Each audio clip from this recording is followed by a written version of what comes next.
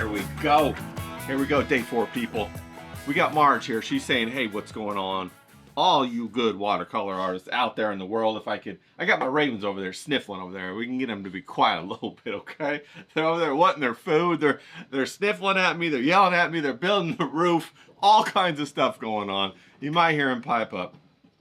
Oh, it sounds like they might be moving their garbage can. Okay, well, God, this kind of stuff happens. It's all right, people. We're gonna roll with it, man. I don't have time to record a whole nother one. We're just gonna do this. You got me? We're just gonna do it. All right. How you doing today? Now, let me ask you a question.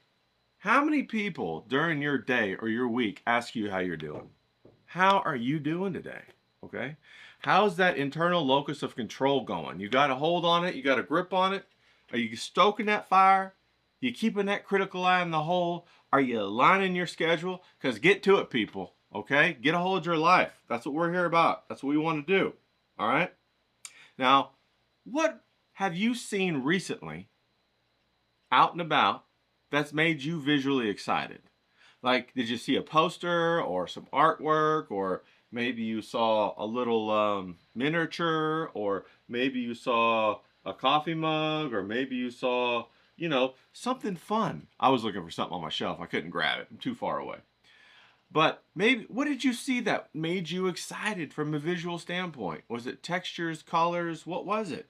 There has to be out there something. And if there's not something, then pull your head out of the sand and start looking, okay? Start looking, people. Come on.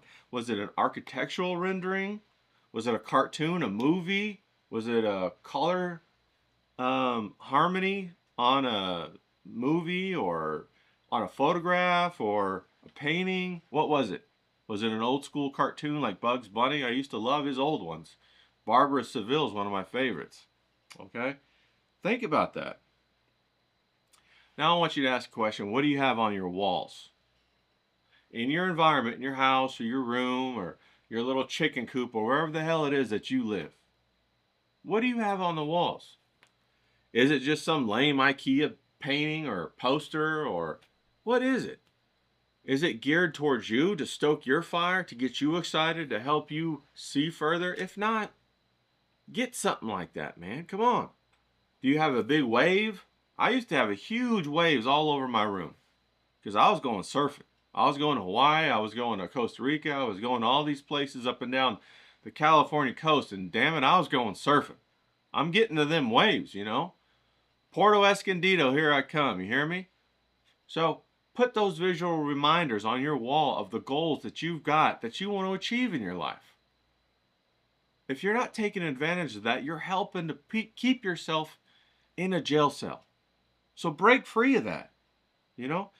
Help to stoke that fire and get that creativity going so that you can see further and so that you're like, hey man, I ain't going to sit in this funk no more. I'm going to get up and get after it. Because you know what? It's my life. I deserve it. Because you do. You deserve it. Okay? If nobody's told you that, I'm going to let you in on a little secret. Okay? Me and Marge right here. You deserve it. Okay? You deserve it. All right. So let's get after that. Okay? Now, after you build the imagery, now, and it doesn't have to just be imagery. It could be music. It could be a lot of things. I got Presby Bro out there. Shout out to my man Presby Bro. He's a fabulous musician, does all kinds of music, okay? Are you surrounded with that which makes you passionate? Are you surrounded by your passion? Because if you're not, start to surround yourself with your passion. Let that help you do the work to stoke your own fire, okay? So that you can go forward, all right? All right, enough of that. I want to talk about wet on wet today. We're here to talk about watercolor, okay? We're here to talk about watercolor, and wet on wet, what we have to do is paint things that lend themselves to the technique that we're working on. So yesterday we did wet on wet. Today we're going to do wet on wet with a focus, okay? Our focus is going to be on clouds, okay? So I painted these yesterday, getting ready for today, and I love clouds. Who doesn't love clouds, right? Clouds are incredible, and clouds are perfect for our wet on wet approach. And hell, I could just paint clouds all day. paint them all throughout my sketchbook, and I bet you could too. So today I'm going to show you how to quickly paint some clouds. Well, it doesn't have to be quick. It could be slow. It could be however you want to do it. Okay? Now, Mike, try to put me up in that corner now. See if you can get that done. So I already taped this off, and we're going to get to it over here. I got to wake up my watercolor. You're going to go ahead and push the on. There you go.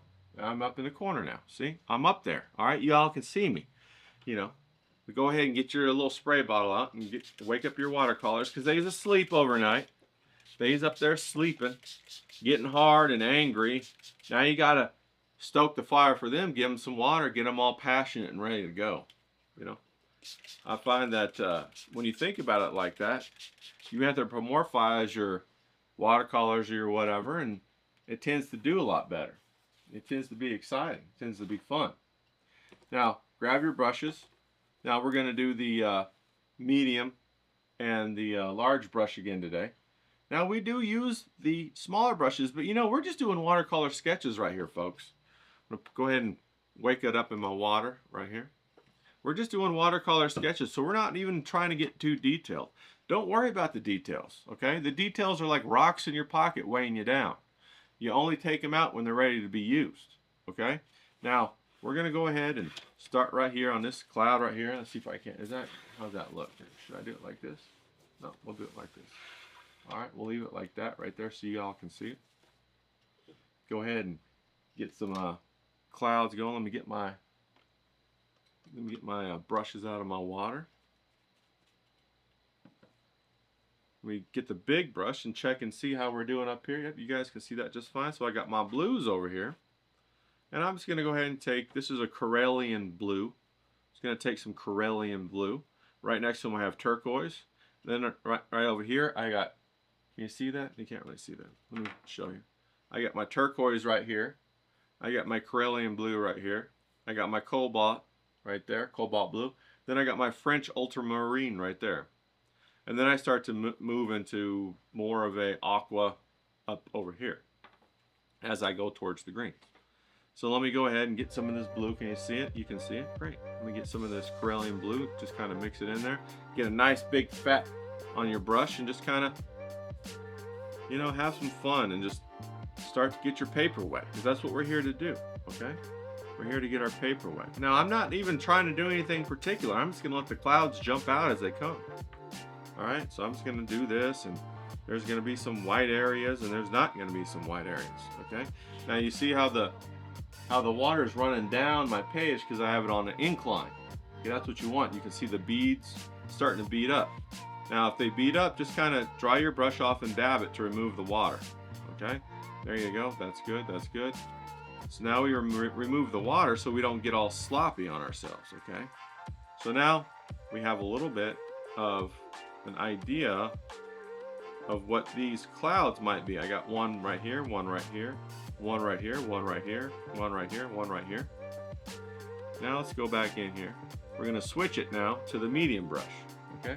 We switch to the medium brush because the medium brush is going to hold less water. It's going to hold less water. We're going to get some of that Corellian blue. We're going to mix it with a little bit of the cobalt blue, okay? Just like that. No big deal. Then we're going to come into the wet areas only, okay? Stay in the wet areas, people. The wet areas only, all right? And just add some of this darker cobalt blue with your Corellian blue mixture into the wet areas. This is going to further kind of define where the clouds are, okay? So keep the white parts white and only put the paint in the dark parts. I mean the wet parts. Make them darker, okay? This is going to help to define the clouds more, all right? And that's fine. Just do that right there. Just do some of that. Now we're going to clean our brush off. Get it full of water, dab it once or twice, and then we can see the beads already happening again. We're going to get the brush just a little bit more wet. We're going to come up here, and what we're going to do is just paint the clear water right underneath the water beads, okay? And watch what happens. They're just kind of going to disappear, and they're kind of going to become a soft edge into the cloud. See how that does that right there? Really easy, okay?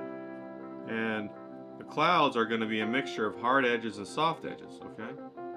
So we just got those beads, and we're letting the gravity help us pull the beads of water down to make the soft parts of the clouds, okay? See how that works right there? Now, how's that looking? That looks like a mess, don't it? It really does look like a mess. Okay, but what we want to do is we want to add a little bit of turquoise in there, because you know the sky ain't just one color of blue, it's all kinds of colors of blue. We're going to take some turquoise. We're going to add a little bit of Corellian blue, just to soften that, you know, the strength of the turquoise, just to soften it up a bit. Sometimes you want it really strong, sometimes you don't. Now you'll notice that we're just going to put it into the wet areas, okay, people? Just put it into the wet areas, right? Like so. And that kind of adds a little bit deeper blue. Adds a depth to the sky. And then we're going to come up here and we're going to just play with the beads of water to either soften up the edge or let it kind of drain down, like that one right there. See that one right there? How it's just kind of running down into the other pools of water, and it's kind of helping us paint. He's actually doing the painting, and we're not going to pay him a damn thing, okay? He's not getting any cut of this commission that we're getting paid $1 million to paint this painting right here. He's not getting none of it. Kind of like cheap labor. You know what I mean? Cheap labor right there. That's what I mean when I say that watercolor actually works along with you as you go. Now, the clouds, we want to have like kind of a silver color. So what color is a silver color? Well, silver is really just a purple. So we're going to come in here. I got some red down here that I've already kind of mixed into a purple. And go ahead and grab a little bit of black. I got a little bit of black right here. Kind of mix that in. Now, go in there. Don't touch the other water. Just try to put it in the white areas, but leave a nice little rim, okay? A nice little rim of white around it. So just put that in the middle there, like that, okay? Don't let the beads stand up, because then they'll be a focal point. You don't want the beads to be a focal point here. And that nice little purple and silver kind of look that we're trying to go for is going to provide a nice contrast to the blue color in the sky and add that depth of reality to the clouds to make them look more real, because that's what we want, right? We want it to look real, okay? Now, there's another interesting thing about clouds, is that they do, within the silver inside of them, they tend to have a gradient. What do I mean by that? The gradient goes from a cool blue to a warm red. Now, how did I come up with that? Well, you got to observe the clouds. Go outside, lay on your back, look up at the clouds and just watch them and see what you see. Now, somebody told me once that the best way to catch color with your eyes is to quickly look, quickly glance. And then whatever your intuition tells you, you go with that. Okay, so quickly glance at something, and if you think it's green, or if it's a little bit green, but not really green, maybe a little more gray, it's a gray green, that's what you go with. So that's the conversation you have in your head. You glance really quick. Oh, is that blue? Oh, it's a little bit of blue, but it's a little bit of, like, you know, there's a little red in there, a little purple. It's not a strong blue, it's a little softer blue. So that's what you go with, and that's what you mix down on your palette. So we find going back to the gradient here, we're going to mix up a cooler version of that purple, which is, we're just going to add a little bit more blue into it. And then we're going to come up here and just dab on the same side of every cloud. Okay? Dab it over here where we think the light's going to hit it and make it cooler. Going to dab right there, dab right there. And so now you can see, like right here, we have a cool going to a warm, and it makes it look more real. Now, also within the sky, there are purples. Okay? So we want to go ahead in some of these blue areas, put a purple. So we're going to come down here, and I got some red right here that I've had. And we're going to go ahead and just add a little bit of purple, a little bit of blue to it to make it purple, a little bit of cobalt to it. And we're going to come up here in our wet on wet in our blue areas, and we're just going to add just a touch of it. Just a hint of it. Okay? Just a hint. To try to give that sky a little bit more contrast so the blue areas are more blue. You know, a lot of times if you want to make something a stronger blue, you add the complement right next to it. You don't try to make it super blue, you just add the complement, and that gives the eye a wider area color-wise to survey, so it appears more blue. Now, of course, you can always come over here to our French ultramarine, mix a little bit of the turquoise, and add more blue. But you hold that till the end, because you'll notice as watercolor dries, it changes value. And what that means is it's not as dark as it was when it's wet. It's not as colorful as it was when it's wet. So quite often you have to let it dry a little bit to make sure that that's the color that you want, that that's how you like it. Okay, so I'm looking at it. We got a nice structure of clouds here. Now, if there's any straight edges that you don't want in there, just come in here and get your clean brush with a little bit of water on it and dab it a little bit. Kind of get rid of some of those hard edges and make them softer, make them more like clouds. Kind of blend it together, and that's what happens. It just blends it together. And you can play with this back and forth and create all kinds of clouds that you want to create. And you should even pull up some cloud pictures on your phone or your computer if you have one, and go ahead and use those to paint your clouds. Now, there's no focal point here, so if you want to create a focal point, just come back in here, grab some Corellian blue, add a little bit of black. The reason we add black is to reduce the intensity of the blue. It's it makes it a gray. And we just come in here and we kind of run that wash quickly over some of our clouds. And what that does is it pushes them away from you. It pushes them back into the sky. Okay? Back into the sky. Now this is just a quick and dirty sketch that we're doing right here. Quick and dirty. And a lot of these clouds can be refined to look more like clouds, or we can just kind of leave it quick and dirty like it is and have some fun with it. Have some abstract shapes that we just allow the person or the viewer to find out and to pick out for themselves. And if you want to make the sky darker, you can make it darker. You can go ahead and take some of this turquoise, add a little bit of purple to it, get a little bit more desaturated in value, because also when you add complements to each other, it makes a gray. It gets rid of the chroma, the intensity of the color. It reduces it. Okay, so now we just push those clouds on the bottom backwards. Okay,